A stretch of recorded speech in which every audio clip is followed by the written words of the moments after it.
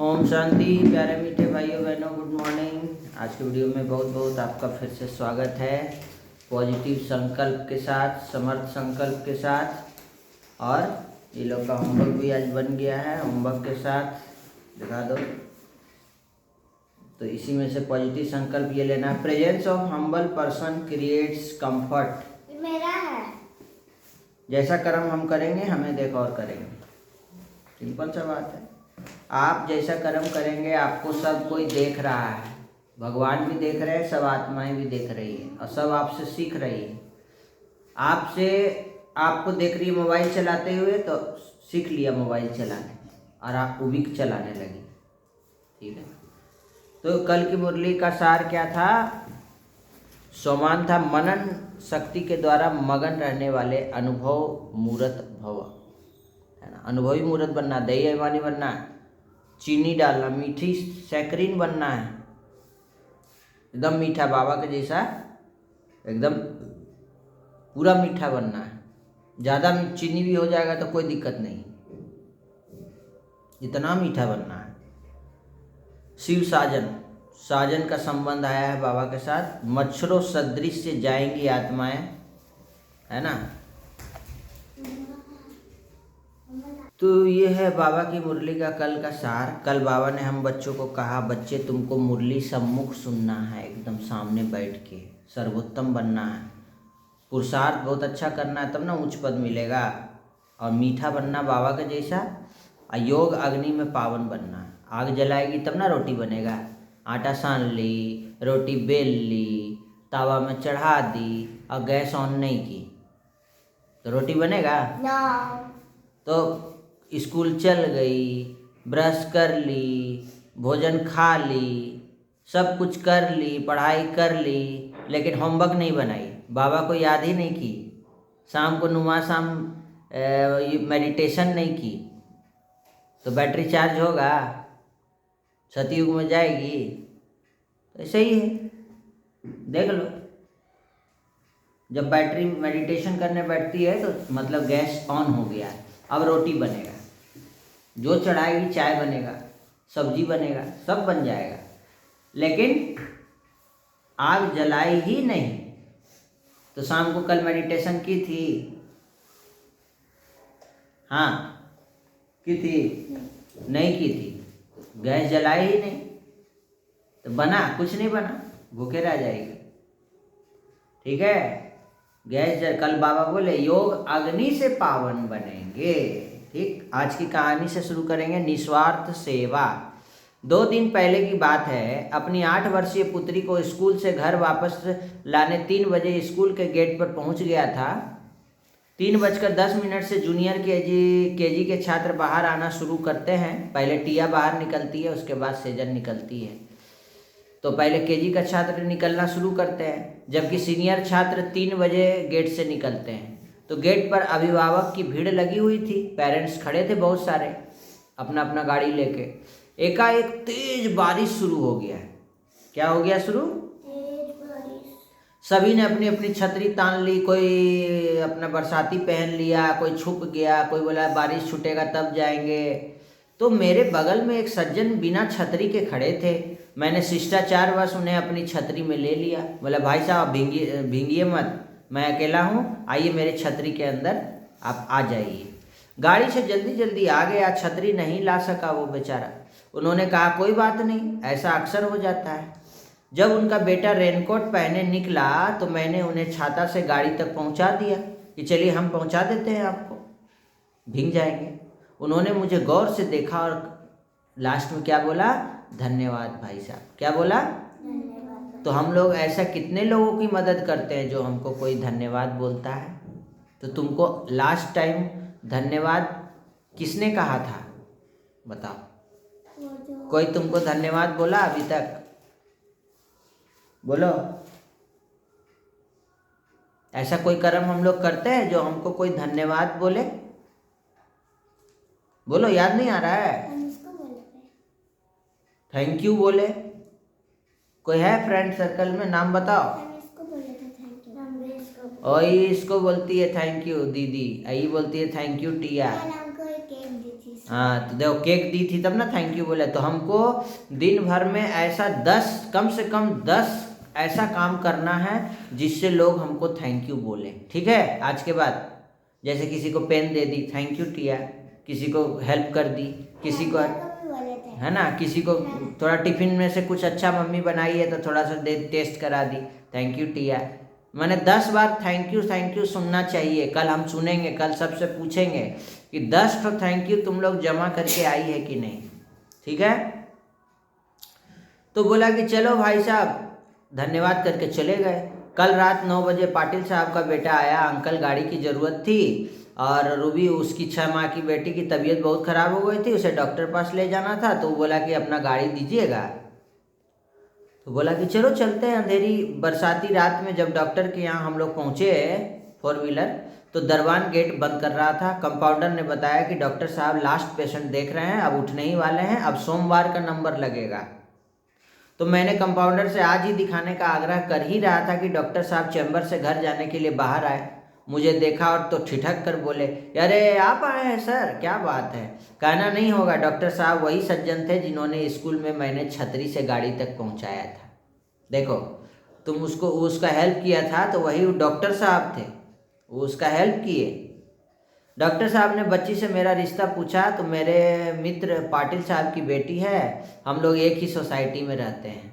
उन्होंने बच्ची को देखा, कागज़ पर दवा लिखी और कंपाउंडर को हिदायत दी कि यह इंजेक्शन बच्ची को तुरंत लगा दो और 2-3 दिन की दवा अपने पास से दे दो। मैंने दवा लिखे नहीं, बाहर से लेने के लिए खुद दे दिए, इतना हेल्प किए। मैंने एतराज़ किया तो बोले नहीं नहीं नहीं, अब कहाँ इस बरसाती रात में आप दवा खोजते फिरेंगे सर, कुछ तो अपना रंग मुझे भी चढ़ने दीजिए। आपने मेरी हेल्प की थी, बरसात के दिनों में आपने मुझे छाता से पहुंचाया था, तो मैं 4 दवाई नहीं दे सकता आपको। आपने भी मुझे बहुत हेल्प किया था। बहुत कहने पर भी डॉक्टर साहब ने ना फीस लिया, ना दवा का पैसा लिया, ना इंजेक्शन का पैसा लिया। और कंपाउंडर से बोले कि सर हमारे मित्र हैं, जब भी आए तो इसको आने देना और गाड़ी तक पहुंचाने आए। कहा सर, आप जैसे निस्वार्थ समाज सेवी क्या इस दुनिया में रहते हैं? खोजने से नहीं मिलेगा। निस्वार्थ सेवा, भाइयों बहनों, फ्रेंड्स, स्टूडेंट्स, पेरेंट्स, ध्यान से सुनेंगे। एक छोटा सा सेवा उन्होंने किया था, क्या? बरसात में छाता से ले दिया था गाड़ी। उन्होंने अपने मन से उसको छाता से ओढ़ा के, सर आप भीग जाएंगे, हम आपको गाड़ी तक पहुंचा देते हैं। छोटा सा सेवा किया था और उसका इतना बड़ा फल भगवान उसको दिए ना। तो भाइयों बहनों, निस्वार्थ सेवा करते रहिए, शायद आपका रंग औरों पर भी चढ़ जाए। ये मत बोलिए कि भलाई का जमाना नहीं। निस्वार्थ सेवा करते रहिए, जिसे भी आवश्यकता हो निस्वार्थ सेवा भाव से उसकी मदद करें। आपको एक विशिष्ट शांति की प्राप्ति होगी और भगवान आपकी मदद करेंगे। आप कोई भी चीज़ में कहीं भी फंसेंगे नहीं। तो आज से क्या करेगी? क्या सीख मिला है? क्या करेगी? सेवा करना है सबका, निस्वार्थ सेवा करना है। ये नहीं कि वो करेगा तभी हम करेंगे, नहीं। हम सेवा करेंगे तो हमको सेवा का फल कौन देगा? बाबा देंगे। उससे नहीं फल का चिंता करना है। उसको कोई हेल्प कर दी, कोई गाड़ी से जा रही है, कोई अकेला खड़ा है, उसको लिफ्ट चाहिए, कोई गाड़ी नहीं मिल रहा है, तो उसको क्या बोलेगी? आइए गाड़ी में बैठ जाइए, हम आपको छोड़ देंगे। कोई बूढ़ी औरत है, उसको रोड पार कराना है, वो नहीं कर पा रही है, तो हाथ पकड़ के उसका रोड क्रॉस करा देंगे। रास्ते में जा रहे हैं, बहुत सारा कांटी गिरा हुआ है, उससे बहुत लोगों का पंक्चर हो रहा है, तो सारा कांटी को चुन के एक साइड कर देंगे। रास्ते में जा रहे हैं, गड्ढा है बहुत बड़ा, कोई नहीं भर रहा है उसको, तो उसमें से एक बड़ा सा मट्टी का ला के 1 किलो मट्टी ला के उसको भर देंगे, गड्ढा तोप देंगे। उस गड्ढे से बहुत सारे लोगों का एक्सीडेंट हो रहा है। तो बहुत सारी सेवाएं हैं जो हम लोग कर सकते हैं और बहुत सारा थैंक यू कमा सकते हैं। थैंक यू कमाना पड़ता है, कोई तुमको अपने आप थैंक यू बोलेगा? तो बहुत ही सुंदर कहानी, इससे बच्चे, पेरेंट्स, सब स्टूडेंट्स सीखेंगे। आज बाबा ने हम बच्चों को कहा है कि मीठे बच्चे, तुम यहाँ आए हो सर्वशक्तिवान बाप से शक्ति लेने, अर्थात दीपक में ज्ञान का घृत डालने, है ना। बाबा से हम लोग क्या करने आए हैं? अभी दिया में घी खत्म हो चुका है, तो बाबा आए हैं हम बच्चों को दिया में घी डालेंगे। और दिया में घी डाल देंगे। बाबा कौन सा घी डालते हैं? ज्ञान का घी। और जलेगा कैसे? दिया जलेगा कैसे? ज्ञान से। ज्ञान तो घी हो गया। योग से। हाँ, गैस ऑन करेगी तब ना चाय बनेगा, रोटी बनेगा। तो योग करना है तो कब कब योग करना चाहिए? अमृत वेला, सुबह, खाते समय, नहाते समय, ब्रश करते समय, उठते समय, जब उठेंगे सबके, और सोते समय, दोपहर को। कोई भी काम कर रहे हैं, स्कूल में पढ़ रहे हैं, लिख रहे हैं, बाबा को याद करते हुए कर्म योगी बनना है, बैठ के भी याद करना है। तो आज बाबा ने कहा आज बाराती निकलने वाला है। कल बोले थे ना एंगेजमेंट हो गया है, तिलक चढ़ गया। बाबा कल बोले एंगेजमेंट सगाई हो चुका है, तिलक भी उस दिन चढ़ गया। अब बाराती निकलने का टाइम आ रहा है। तो भक्ति मार्ग में हम लोग शिवरात्रि का दिन आ रहा है। भक्ति मार्ग में शिवरात्रि में लोग क्या करते हैं? बारात निकालते हैं ना। तो बारात का मतलब होता क्या है? सुनो, शिव की बारात का गायन क्यों है? क्योंकि शिव बाबा जब वापस जाते हैं ना तो सभी आत्माओं का झुंड उनके पीछे पीछे भाग कर जाता है। मूल वतन में भी आत्माओं का छत्ता लग जाता है। जैसे मधुमक्खी का छत्ता होता है ना, वैसे मूल वतन में आत्माओं का छत्ता लग जाता है। तुम पवित्र बनने वाले बच्चे बाप के साथ साथ जाते हो और साथ के कारण ही बारात का गायन है। बाबा के साथ कौन जाएगा? जो पवित्र बनेगा, जो मुरली सुनेगा, जो योग करेगा, नुमासाम करेगा, धारणा मूर्त बनेगा, निस्वार्थ सेवा करेगा, वो बाबा के साथ साथ बाराती जाएगा गाड़ी में बैठ के, बाबा का गाड़ी में बैठ के। आज जो नहीं करेगा, जो नहीं करेगा बोलो, वो साथ में नहीं जाएगा। वो भूत प्रेत बन के, असुर बन के पीछे पीछे नाचते हुए जाएगा, मार खा खा के, सजा खा के। और जो बहुत अच्छा से सेवा करेगा बाबा की गाड़ी में आराम से बाबा उनको ले जाएंगे। तो कौन सा, किसके साथ जाना है? भूत प्रेत बन के पीछे जाना है कि गाड़ी में बाबा के साथ बैठ के जाना बाराती? बाबा के साथ बैठ के जाना है। तो उसके लिए क्या करना पड़ेगा? योग करना होगा, मुरली सुनना होगा, रोज सेंटर जाना होगा, अमृत वेला करना होगा। हाँ, भोजन योग का साथ करना होगा, योग करके भोजन खाना होगा। और क्या करना होगा? कैसा भोजन खाना होगा? ज्ञान का भोजन, अच्छा भोजन, अच्छा सात्विक शुद्ध भोजन, लहसुन प्याज नहीं, अंडा नहीं, नॉनवेज नहीं, बाहर का भोजन नहीं, मोमोज नहीं, ब्रह्मा भोजन खाना होगा।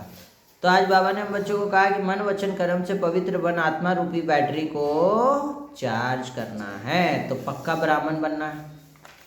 मनमत और मनुष्य मत को छोड़कर एक बाबा की ही श्रीमत पर चलना है और अपने आप को स्वयं को श्रेष्ठ बनाना। सतो प्रधान बन बाप के साथ बाराती जाना, उड़ जाना है बाबा का फ्लाइट में बैठ करके।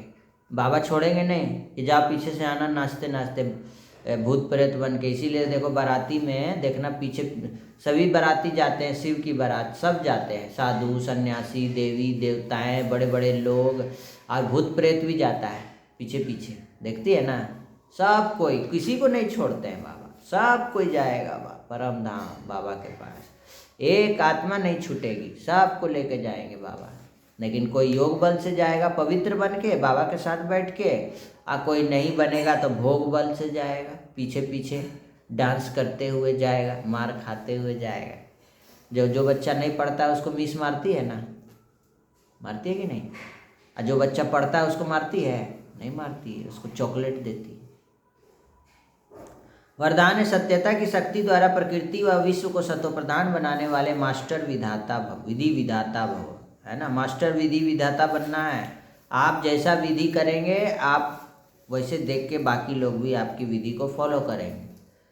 जब आप बच्चे सत्यता की शक्ति को धारण मास्टर विधि विधाता बनते हो ना, तो प्रकृति सतोप्रधान बन जाती है, युग सतयुग बन जाता है, सर्व आत्माएं सदगति की तकदीर बना लेती है। आपकी सत्यता पारस के समान है।